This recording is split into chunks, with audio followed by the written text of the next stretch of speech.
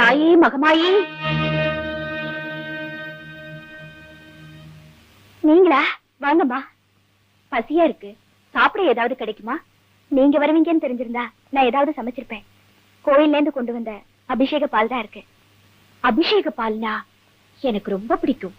இந்தாங்கம்மா, சாப்பிடுங்க.